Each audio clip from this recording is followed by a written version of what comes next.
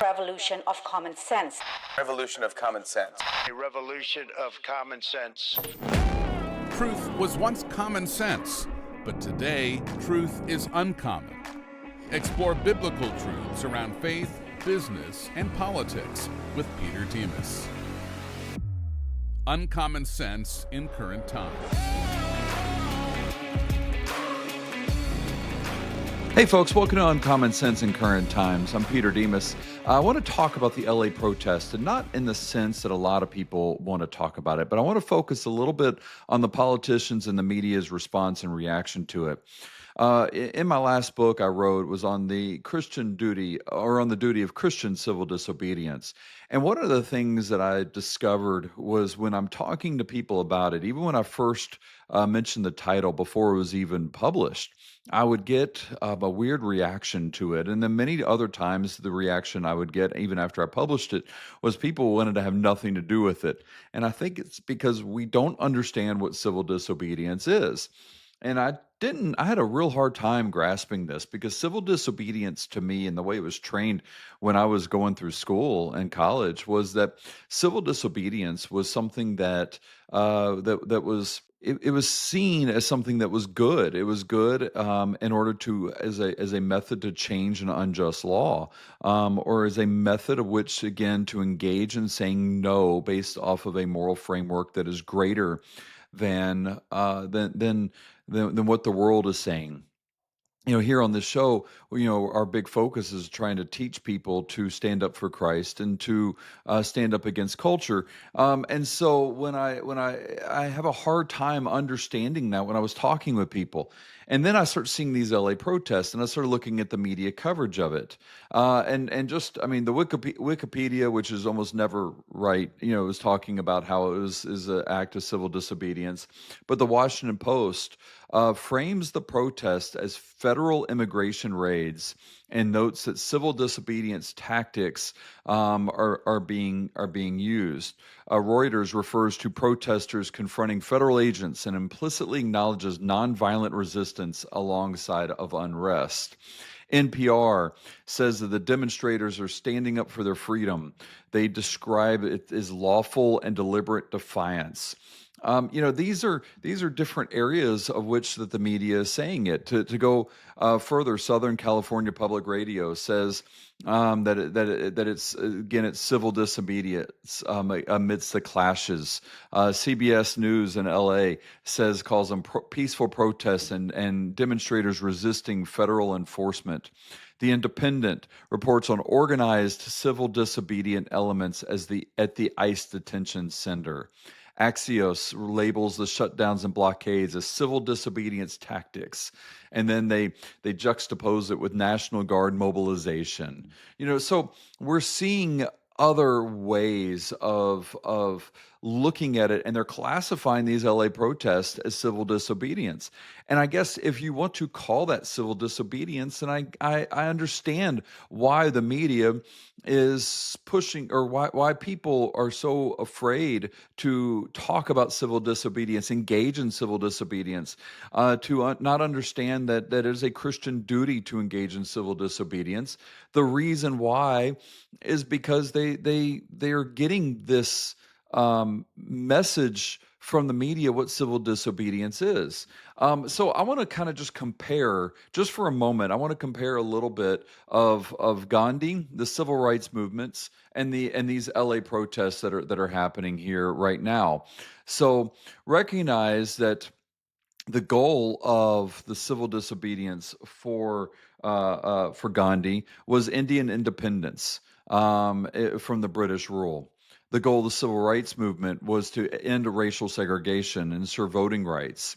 The goal of the LA protest is to oppose ICE raids and to stop deportations. So we're already seeing a little bit of the change here already. We're seeing the goal of two is because they're looking at a moral law versus trying to stop the execution of the law. What's interesting to me is that when I look at what Gandhi did, what Martin Luther King did, and when I look at compare to what they took something that they said was greater than the law itself. What they did was they tried to say that this here, that we have a moral obligation, and that's the reason why we're doing it. But they also used their execution of the law in order to draw attention to it, in order to change it. In this particular situation, it is the execution of the law of which they're trying to stop and they're trying to protest. At no point in time do you see during the goal of Gandhi or the goal of Martin Luther King, you never see them at any point in time say that we're going to stop the execution of the enforcement of an unjust law. So if assuming that all three parties believe that the law is unjust, we see a radical change in the way that it's executed with it. The philosophy among all three, the philosophy for Gandhi was something he called truth force. It was rooted in a spirituality. Martin Luther King was rooted in Christian theology and natural law, and was rooted in nonviolence.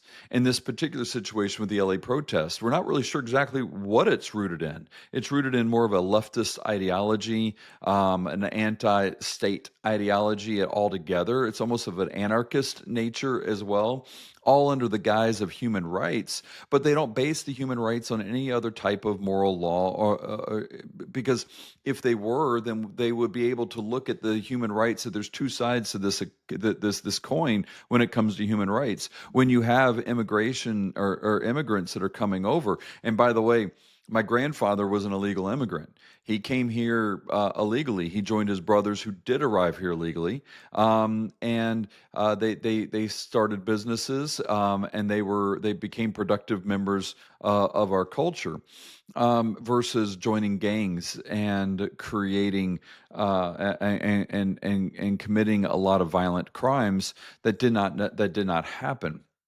There's a huge difference between it. So when you're looking at human rights, which rights are you looking at? The rights of the criminals or the rights of the victims? In this particular situation, it was both. Now, I will tell you this. My grandfather was very willing to acknowledge and admit that there was a possibility that he was here illegally, and there was a possibility that he could be deported. He knew that was a possibility that was coming to him. So, but here's also the difference between these three different groups, these three different types of civil disobedience, which was the view of the law. The Gandhi said the law is to be followed unless it violates truth. Now, Martin Luther King said the law is binding unless it violates moral truth. In both situations, they're using truth as a framework. Now, we know that there's only one truth, and that truth is the Bible. And so we know that it has to, but outside of that, the law itself needs to be followed. We see that very clearly when Jesus says, "Render under Caesar what is Caesar's, and under God's what is God's." However, what we're seeing with the LA protests is they see that the law completely different. The view of the law is seen as oppressive and must be rejected entirely. Now, that is not the case with the other two, which is also, again, partly of how it distinguished itself from being civil disobedience. Now, but this is the biggest piece. This is the biggest part that I see as the major difference of it, and where the media is 100% incorrect in classifying these LA protests as civil disobedience. With Gandhi, it was an absolute commitment to nonviolence. In fact, violence was condemned, and he would, whenever there would be breakouts of violent activities, Gandhi would go on hunger strikes in order to get people back to the roots of a nonviolent resistance. Martin Luther King said nonviolence was essential and strategic. He recognized that violence undermined the cause. However, what we're seeing in LA is we're seeing an inconsistent view on it. Some people may be trying to be nonviolent, But they're also including violent and destructive elements. No one is speaking out against the violent and destructive elements. The nonviolent protesters have a duty and obligation to speak out against those that are doing so. Without doing so, their silence is the same as accepting it as part of the ultimate goal of doing so. So just because I sit silently by while the person next to me is committing a crime does not make me a civil disobedient person. It makes me part of the violence that is there. It makes it an uncivil disobedience. And the media, in trying to portray this as civil disobedience by focusing on a few, has failed in its obligation to actually report what civil disobedience is. Let's look at the tactics. Let's look at the tactics among the three different organizations, three different groups. Gandhi used marches. He refused to comply with unlawful laws. Martin Luther King, he used bus boycotts. They used marches. They had peaceful defiance on it. What we're seeing in this situation is we're seeing street blockades where they're blocking, public transportation. They're actually doing things that don't even relate necessarily to the law itself. So, for example, when there was the bus boycott, that was because there was segregation on the buses. When they would have sit-ins, it was because there was segregation in the areas they were sitting in. A street blockade of the interstate does not do anything whatsoever except create disruption for those who have nothing to do with ICE, have nothing to do with those laws, have nothing to do with any piece of it in order to get the laws changed. We're not seeing this as an act to change the laws. We're seeing it as a defiance against the legal authority that is there. We are seeing vandalism. We're seeing arson. We're seeing Molotov cocktails being thrown. We're seeing violence against ICE officers. This is what we're seeing.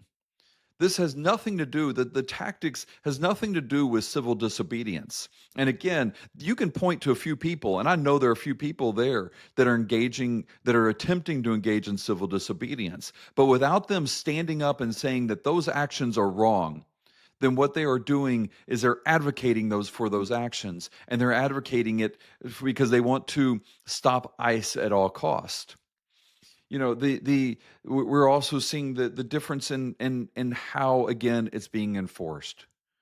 During Gandhi's time, they welcomed arrest because they wanted to highlight the injustice. They welcomed that. As Martin Luther King, they expected arrest. It is part of their moral witness. They knew that was going to be a possibility that was going to happen from there. But what happens in LA? They're fleeing arrest. They escalate confrontation. They start fighting back against the police officers. This is not civil disobedience. This is not even close to civil disobedience. And incidentally, when you wear mask as a protester, then that tells me that you do not believe you have a moral authority to do something because you do not want to risk getting arrested. By the way, the only people in the civil rights movement that wore masks were the Ku Klux Klan. They wore hoods that covered their faces because they knew what they were doing was wrong and they did not want to be identified as what they were doing. Why is it in this situation you see that they do not want to be identified in what they're doing? It's because they know they're wrong. Gandhi used truth and God's justice as his moral framing of it. Martin Luther King used Christian love, American ideals, and justice to do it. He believed in the Constitution. He believed in the framework of natural law that God gave that God gave our rights to us. LA protests are using political slogans and emotionally driven outrage. That's the moral framing they have. Everything is about their emotions and how they feel. It's not rooted in anything grounded as in truth. Civil disobedience requires something that is greater than the law for us to disobey and us to be able to point to and say, this is greater than the law. And that's the reason why I have to disobey the law in this particular situation. We see this example going back to in the book of Daniel. We see it both with Shadrach, Meshach, and Abednego, and we see it with Daniel. With the first three, they refused to bow down. And then when they were confronted and they were given an opportunity to do it again, they said, we cannot, because because there is something that is greater than Nebuchadnezzar, that is God himself. With Daniel, They passed a law saying that you cannot pray. And Daniel said, that is not something that I'm allowed to do because I answer to someone that is greater than the law. We see it further within the New Testament, where when in Acts 5, when the apostles were told they can't preach about Jesus, and they said, we can obey God or man, but we have to obey God over man. We see a major distinction between this, but we do not see this in these LA protests. It is not civil disobedience. The media, what we're seeing also, which I find interesting, is the media during the Gandhi time. They exposed the injustice. They exposed and they talked about the disciplined optics of which was happening. The media used the brutal images to awaken consciousness, to show people, what was happening. And I mean, one of the images that is still in my head is the images of the German shepherds being used to attack. That is what actually got the Kennedy White House in order to respond and react, was to see what was happening, to see the violence that was happening against those that did not fight back. However, what do we see here? We see that we're pointing to the ICE agents as being wrong. We're seeing that we're trying to claim that we're trying to ignore what the purpose of it is, and we're only looking at the optics of which we want to see. We see a media that is divided. We see the moral message being diluted because there is no moral message here that they can lean on. They cannot rely on it. So what do? They try to piggyback on the idea of civil disobedience. They're trying to piggyback on this, on the courage of others that went before them. They're trying to piggyback on the idea that if I can use civil disobedience, that in and of itself is a moral law. Civil disobedience is not a moral law. It is a reaction to unjust law based off of a moral law. But in and of itself, it is not immoral in and of itself. The protesters had, after a while, both during Gandhi and during the civil rights movement, we saw the protesters get support the longer and longer they did it. However, right now, what we're seeing is we see the protesters as disruptive. Again, blocking streets, fighting ICE, creating problems from there. The other things that we saw that in Gandhi, that he was attacking the British colonial power. He was attacking a foreign power with it, in order to get India to be independent with the civil rights. They were targeting, again, unjust laws, segregation laws that were passed in order to change the laws. It wasn't trying to do anything but to change the laws to allow people to be able to vote regardless of the color of their skin, to end segregation, to enforce some of the laws that were already done, like Brown v. Board of Education in 1954. But what are we seeing here? We see democratically enacted laws, which is the U.S. immigration system. And we're not seeing politicians, by the way, make any changes to these laws. They're literally enforcing the laws that the politicians have put forth, and then these similar politicians are supporting the protesters and fighting the laws. I cannot think of anything more hypocritical than that. I pass a law, I support a law, I swear an oath to uphold this law, but at the same time, I'm going to support those that's going to challenge this law. For what purpose? Again, if the purpose is to change the law, then where is the legislation being proposed? It's not happening with it from there. So this is not anywhere close to it. Civil disobedience requires discipline and nonviolence. It is not just a tactic, it is a moral imperative with it. But the LA, you see Molotov cocktails, you see them destroying property, you see them attacking federal officers. Civil disobedience ends when violence begins. Disorder and destruction aren't acts of courage, they're acts of coercion. Civil disobedience appeals to a higher law. You've been hearing me talk about this whole time. Gandhi invoked truth and spiritual law. MLK invoked God's law and the Constitution. That's what makes it effective. It exposes the immorality of an unjust law by peacefully breaking it and accepting the consequences for it. We're not seeing that. The media out there is being disingenuous by trying to claim this is civil disobedience, by trying to uphold the images of something that would expose the immorality of an unjust law. This is not an unjust law. But in LA, they're rejecting the legitimacy of American law altogether. They're refusing to operate within a moral framework. They're refusing to operate within a constitutional framework. And yet there's an expectation that they should not have any consequences from it. That is rebellion. That is not civil disobedience. There is a difference between the two. The American Revolution was not civil disobedience, it was rebellion. The Boston Tea Party was not civil disobedience, it was rebellion.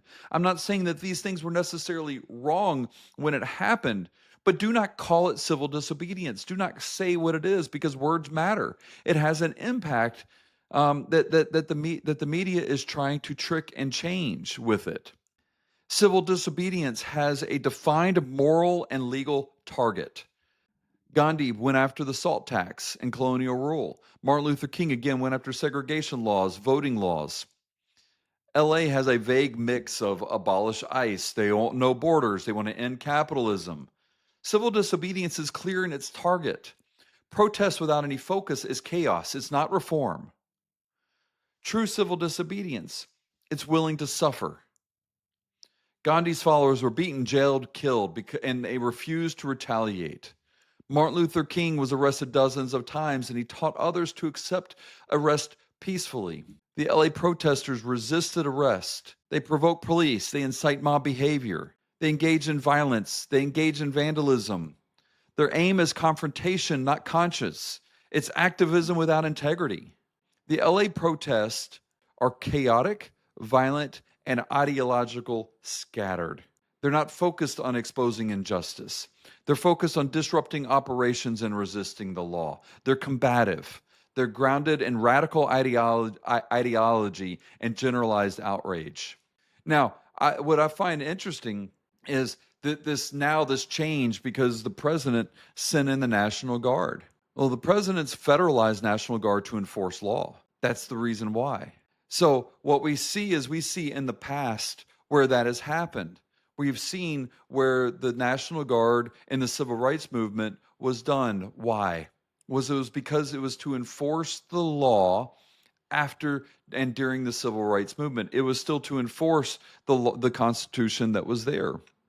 Whether or not they used the National Guard to help James Meredith. I think it was 30,000 troops in Mississippi in order to get James Meredith enrolled in college. Whether they deployed the National Guard to help with the bus boycotts. Whether they used the National Guard during the march on the march to Selma. You know, we see the National Guard has been deployed. And I believe that what you're seeing here in this particular situation is the National Guard is there again to support those in order to support the law, because the protesters are not engaging in civil disobedience on it. If the protesters were engaging in nonviolent resistance in order to protest an unjust law, and they were being beaten by state officials for it, then the National Guard would be there to protect the protesters. But the National Guard is having to go there to protect sworn officers to execute the laws that were passed by Congress. That's the purpose of the National Guard.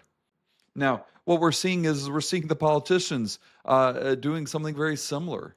You know, we're seeing Senator Padilla from California. He called the National Guard deployment misguided. Adam Schiff describes the deployment as unprecedented. It's not unprecedented. It's been happening it's happened many times when it's necessary. We're seeing Representative Gomez, Torres, Sherman, Carbajal, I'm not sure I'm pronouncing that right, Dave Min, Berrigan, Takano, Cisneros, Tran, Jacobs, Levin, and Rivas. They all criticize the federal response as reckless and authoritarian overreach, intentional intimidation. But you know what's funny is that none of these senators, none of these reps have introduced any protest-related bills. They've not introduced one thing in order to change the law.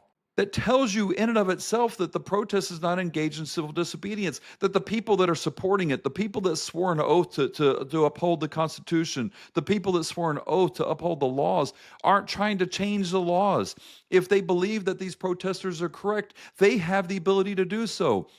And by the way, when you're engaging in civil disobedience, you're engaging in civil disobedience to protest the law. But when you are the law, you can't protest yourself. A house divided against itself cannot stand. Now, what's interesting is that Dave Min has even gone so far to say that the protesters are peaceful. They're not peaceful. A Molotov cocktail is not peaceful. Yes, again, there could be one or two peaceful people in there, but they're not speaking out against the people that aren't. They're not trying to support it. Oddly enough, the last bill that I can see where they were trying to abolish ICE was back in 2018. It had support from Warren and AOC and Sanders, but where is it now? They're not doing anything with it now. These politicians have an opportunity to make a change if they truly believe in the cause that's being there, but they don't. So what do? They're trying to placate those that are protesting, and they're trying to hide behind this idea that they're going to be part of one of these civil rights activists that happened from the 1960s. But they don't know the history well enough to understand that. They don't know the history to know that when you're supporting violent people, that is not engaging in civil disobedience, and you're not going to be on the right side of history. In fact, when you compare and when you look at the differences of the civil rights movement, when you look at and the similarities to what's happening here, we see that in almost every situation, the segregationists are acting more like the violent protesters of today. That's who they're acting like.